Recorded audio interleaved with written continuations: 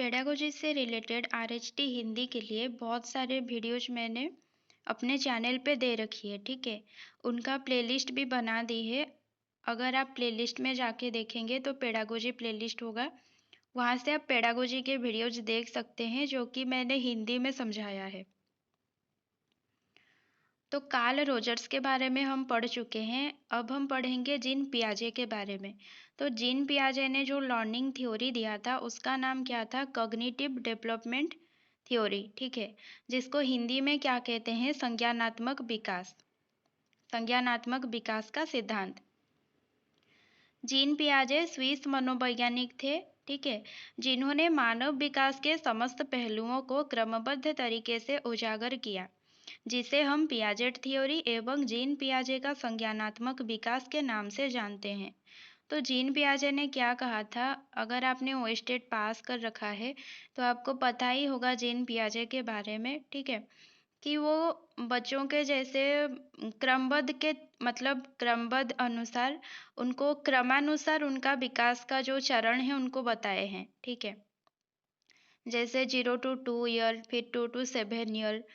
तो उसकी पैदाइशी से लेकर बड़े होने तक क्रमबद्ध तरीके से कैसा उसका विकास होता है वो बताए हैं जीन पियाजेट। उन्होंने अपनी थ्योरी में बताया कि बालक का संज्ञानात्मक विकास या फिर कॉग्निटिव डेवलपमेंट कैसे होता है और उसके विकास के क्या-क्या स्तर होते हैं। संज्ञानात्मक विकास को परिभाषित करने से पहले इन्होंने यह परीक्षण सर्वप्रथम अपने बच्चों पर किया और उनकी अवस्थाओं में हुए परिवर्तनों को समझा। इसीलिए इसे अवस्था का सिद्धांत भी कहा जाता है।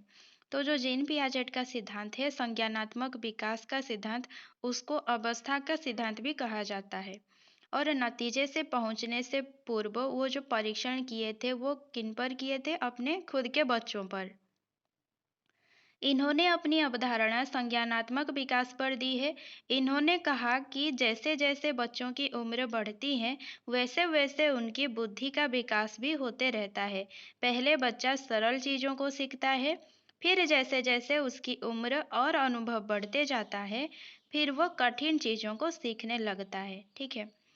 इनके पदों के बारे में क्वेश्चन आता है तो देखिए क्या क्या पद हैं। संज्ञानात्मक विकास सिद्धांत के पद, इसमें आपको दो पद मिलेंगे, संगठन और अनुकूलन, ठीक है।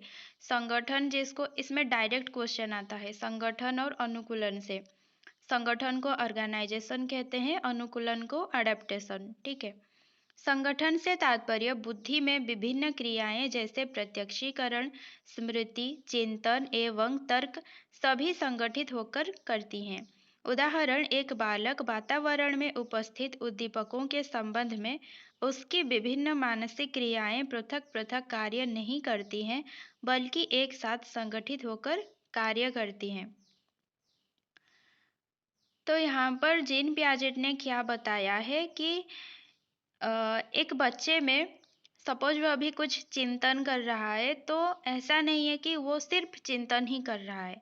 वो साथ ही साथ चिंतन करने के साथ साथ क्या कर सकता है? तर्क भी कर सकता है। साथ ही साथ वो स्मृति कुछ याद भी कर सकता है, ठीक है। साथ ही साथ कुछ प्रत्यक्षीकरण यानी कि कुछ सामने देखकर सोच भी सकता है। तो क्या होता है कि बच्चे की जो इंद्रियां हैं, आपके जो पंचेंद्रिय हैं, वो एक साथ भी काम कर सकते हैं। जैसे हम आँख में अभी देख रहे हैं कुछ तो उसके बारे में दिमाग से कुछ सोच भी सकते हैं। ऐसा नहीं है कि बच्चा अगर देख रहा है तो वो सिर्फ देख रहा है, कुछ सोच नहीं रहा है। सोचने के साथ-साथ वो कुछ विचार भी सकता है, कुछ निर्णय भी ले सकता है ना? तो इसी को कहते हैं संगठन की जो उसके इंद्रियाँ जब संगठित होकर कार्य करते हैं, विभिन्न मानसिक क्रियाएं पृथक पृथक कार्य नहीं करती हैं बल्कि एक साथ संगठित होकर कार्य करती हैं। तो जब संगठित होकर उसकी क्रियाएं कार्य करते हैं उसी को हम क्या कहते हैं? संगठन। एग्जाम में यही पूछा जाता है कि जब बालक के मानसिक क्रियाएं पृथक पृथक कार्य नहीं करके एक साथ संगठित होकर कार्य करती हैं तो उसे क्या कहा जाता है? तो सिंपल अगर इंग्लिश में क्वेश्चन आए तो ऑर्गेनाइजिंग वर्ड देखकर आपको ये उत्तर मालूम होना चाहिए कि उत्तर क्या होगा? ऑर्गेनाइजेशन, ठीक है। और संगठित ये शब्द देखकर आपको उत्तर आ जाना चाहिए कि क्या होगा, संगठन होगा। जब क्रियाएं संगठित होकर कार्य करती हैं तो वो क्या कहलाएगा, संगठन। उसके बाद अनुकूलन, ये इम्पोर्टेंट है, जिसमें अनुकूलन अनुकूलन को क्या होता है, दो भागों में विभक्त किया गया है, ठीक है। एक है आत्मसातकरण, दूसरा है समायोजन। अनुकूलन क्या है, एडाप्टेशन, ठीक है। एडाप्टेशन को आत्मसातकरण क्या है, एसिमिलेशन। समायोजन क्या है, एकोमोडेशन। तो ये एसिमिलेशन और एकोमोडेशन, आत्मसातकरण और समायोजन, ये दोनों मिलकर क्या होते हैं, अनुकूलन, ठीक है। आत्मसातीकरण क्या है, आत्मसातीकरण वो प्रक्रिया है जिसमें बालक नए ज्ञान को पूर्व ज्ञान योजनाओं में शामिल कर लेता है, अर्थात बालक नए ज्ञान का आत्मसात अपने पुराने स्कीमा में कर लेता है। स्कीमा भी बहुत बार पूछा जाता है, ठीक है। यहाँ क्या बताया गया है कि जो भी बालक के मन में पूर्व ज्ञान होता है, एक बहुत ही मतलब जैसे कि ट्रेंडिंग उदाहरण हम कह सकते हैं पियाजेट के बारे में, कि सपोज एक बच्चा क्या है कि बिल्ली देखा है, ठीक है, जिसके 4 पैर होते हैं बिल्ली के। तो क्या किया वो, जब भी कुत्ता देखे, गाय देखे, वो क्या समझेगा कि ये भी बिल्ली है, क्योंकि उसने जब बिल्ली के 4 पाँव देखे थे, ठीक है, तो उसकी मम्मी बताई कि ये बिल्ली है, तो वो बच्चा क्या बोलेगा कि जो कुत्ता गाय देखेगा तब भी वो क्या बोलेगा, ये बिल्ली है, मतलब सोचेगा। लेकिन जब उसकी मम्मी बताएंगी कि बेटा ये जो है बिल्ली नहीं है, ये 4 पैर वाला कुत्ता है और ये जो है गाय है, तो क्या होगा, बालक के मन में जो पूर्व ज्ञान था कि 4 पैर से वो बिल्ली था, लेकिन क्या है कि कुत्ता के भी 4 पैर होते हैं, गाय के भी 4 पैर होते हैं, तो क्या होगा, ये उसके पास नया ज्ञान होगा। तो वो क्या करेगा, अपने पूर्व ज्ञान में नया ज्ञान को जोड़ेगा, उसी जोड़ना को ही क्या कहते हैं, आत्मसातकरण, ठीक है। स्कीमा क्या है ये हम पढ़ेंगे, अभी नेक्स्ट में पढ़ेंगे। समायोजन क्या है, समायोजन वो मानसिक प्रक्रिया है जिसमें बालक नई सूचना के अनुसार समायोजन करता है, अर्थात स्कीमा को वातावरण के अनुसार समायोजित कर लेता है। अब वो क्या हुआ कि वो आत्मसात तो कर लिया कि कुत्ते का भी क्या होता है, 4 पैर होता है, गाय का भी 4 पैर होता है। तो वो क्या किया, जो वातावरण के साथ साथ वो खुद को ढाल रहा है, ठीक है। तो जब वो एडजस्टमेंट कर रहा है, अपने पास जो भी सूचनाएं हैं उसके पास, जब उनको वो एक तरीके से मतलब रख रहा है क्रमबद्ध तरीके से, उनके साथ वो क्या करता है, समायोजित कर रहा है, खुद को एडजस्टमेंट कर रहा है, तो उसको क्या कहेंगे, समायोजन कहेंगे। क्या करता है वो, नई सूचनाओं के अनुसार समायोजन करता है, ठीक है, वो मान लेता है। स्कीमा क्या है, देखिए स्कीमा भी पूछा जाता है। जैसे कि आप अंग्रेजी में सुने होंगे स्कीम, किसी भी काम को करने के लिए जब हम कोई योजना बनाते हैं उसे स्कीम कहा जाता है, ठीक है। जब बहुत सारे तरीके की स्कीम्स हमारे दिमाग में सूचना या इंफॉर्मेशन के रूप में इकट्ठा हो जाती हैं, तो इन्हें स्कीमा कहा जाता है। तो स्कीमा क्या है कि फॉर एग्जाम्पल हमारे पास कोई एक सूचना है, तो उसे हम क्या कहेंगे, या फिर एक प्लान है तो उसे हम क्या कहेंगे, स्कीम कहेंगे, ठीक है। लेकिन जब वहाँ पर एक से ज़्यादा स्कीम्स हमारे अंदर आ जाएंगे, हमारे पास एक से ज़्यादा सूचनाएं इकट्ठे हो जाएंगे, तो उन सबको उन सबको मिला जुला कर क्या कहेंगे, स्कीमा, ठीक है। मतलब आप ऐसे भी कह सकते हैं, स्कीम का बहुवचन आप कह सकते हैं, मतलब बस समझने के लिए स्कीम का बहुवचन आप कर सकते हैं, स्कीमा। अगर एक से ज़्यादा सूचनाएं एक बच्चे के दिमाग में बैठा है, ठीक है, वो सूचनाओं के रूप में बैठा है, तो उसे क्या कहेंगे, स्कीमा कहेंगे। उसके बाद जो इम्पोर्टेंट है वो है जीन पियाजे के अनुसार संज्ञानात्मक विकास की अवस्थाएं। तो 4 अवस्था हैं, ठीक है। पहला है संवेदी गामक अवस्था, इंग्लिश में सेंसरी मोटर स्टेज कहा जाता है, 0 to 2 ईयर। इस अवस्था में बच्चा किसी वस्तु को देखकर सुनकर ज्ञान प्राप्त करता है, अर्थात बच्चा वस्तु को देखकर और सुनकर ही उस वस्तु को महसूस करने की कोशिश करता है।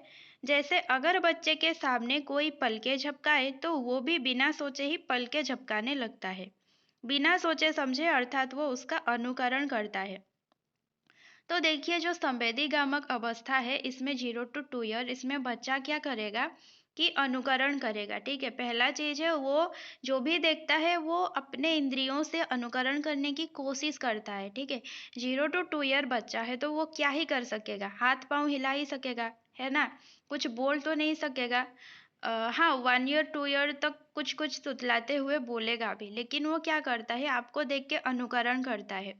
आप हंसेंगे तो वो भी हंसेगा। आप अगर कभी ट्राई करना कि आप अगर चॉकलेट खा रहे होंगे उसके सामने, तो उसके मुंह में भले ही चॉकलेट ना हो, लेकिन वो क्या करेगा, जैसे आपके मुंह का संचालन हो रहा होगा ना, वो भी वैसा ही करेगा, क्योंकि वो आपको आपके मुंह का संचालन देख रहा है, ठीक है। वो भी वैसे ही खाने की तरह वो अनुकरण करेगा। और एक क्या करता है कि वस्तु को देखकर और सुनकर उस वस्तु को महसूस करने की कोशिश करता है। फॉर एग्जाम्पल कुछ अगर खिलौने उसके आसपास आप ऐसे उसका अगर आवाज़ निकालेंगे खिलौने का, तो वो महसूस करेगा कि कहाँ से आ रही है आवाज़। वो उस तरफ देखेगा, ढूंढने की कोशिश करेगा, ठीक है। तो वो क्या करता है, सबसे इम्पोर्टेंट क्या है कि वो अनुकरण करता है। वस्तु को देखकर सुनकर ही उस वस्तु को महसूस करने की कोशिश करता है।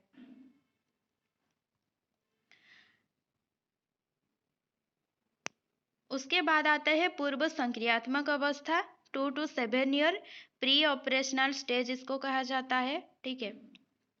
इसको फिर दो भागों में विभक्त किया गया है, 2 टू 4 ईयर, उसके बाद 4 टू 7 ईयर। तो 2 टू 4 ईयर में क्या होता है, 2 से 4 वर्ष की अवस्था में बच्चा अतार्किक चिंतन करता है, अर्थात जो तर्क करने के योग्य ही नहीं होते। जैसे बच्चे ने गली में एक काले कुत्ते को देखा तो वो पहचान गया, पर जब उसने सफेद कुत्ते को देखा तो वो नहीं पहचान पाता है।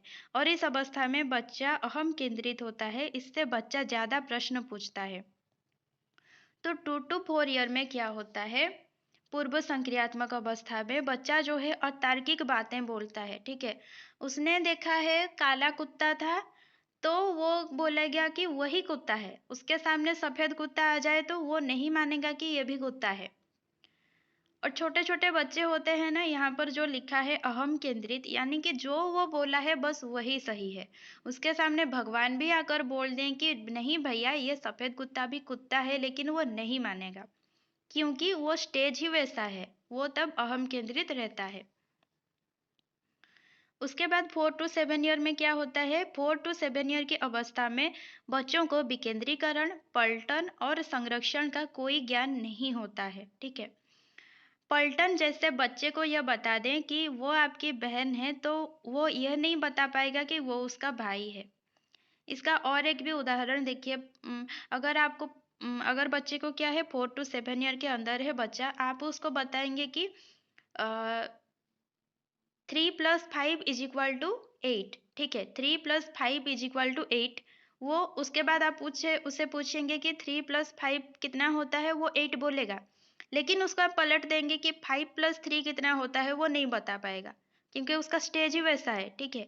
वहां पर आप उसको बुद्धू या गधा नहीं बोल सकते हैं, क्योंकि उसका स्टेज ही वैसा है कि वो पलट के नहीं बता सकता है।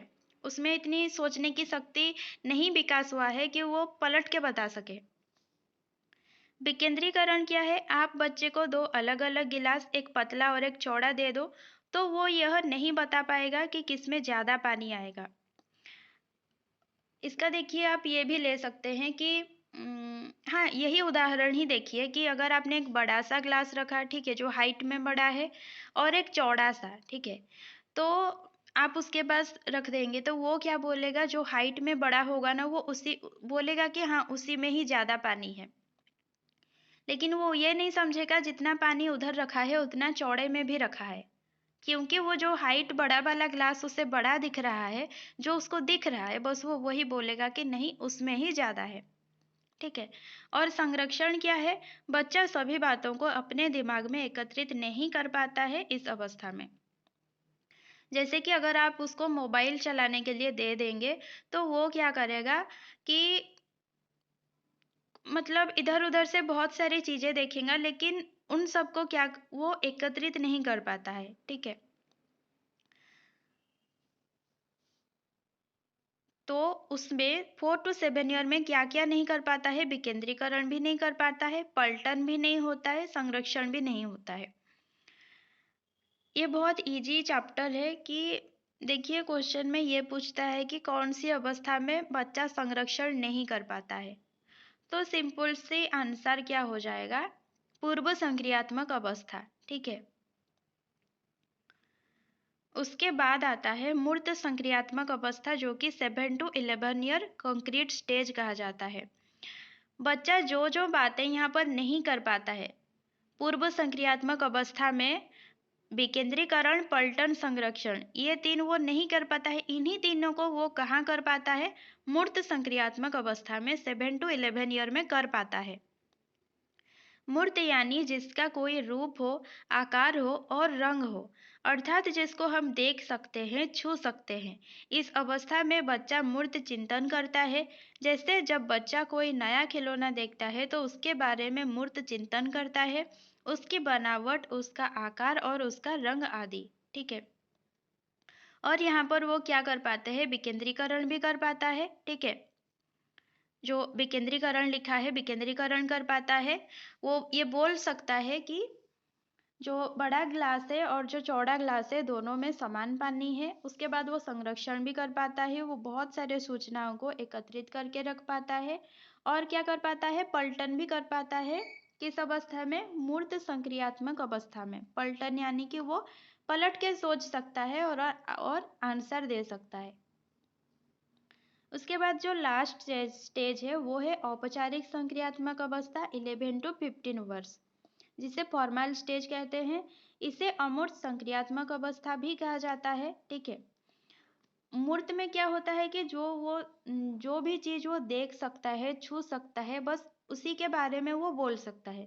लेकिन औपचारिक में आते आते वो क्या कर सकता है, उसके सामने जो चीज नहीं है उसके बारे में भी वो सोच के आपको बता सकता है। ठीक है, इसमें बच्चे मूर्त चिंतन के साथ साथ अमूर्त चिंतन भी करने लगते हैं। अमूर्त का अर्थ है प्रेम, सहानुभूति, न्याय, स्वतंत्रता आदि, अर्थात जिसको महसूस किया जा सके।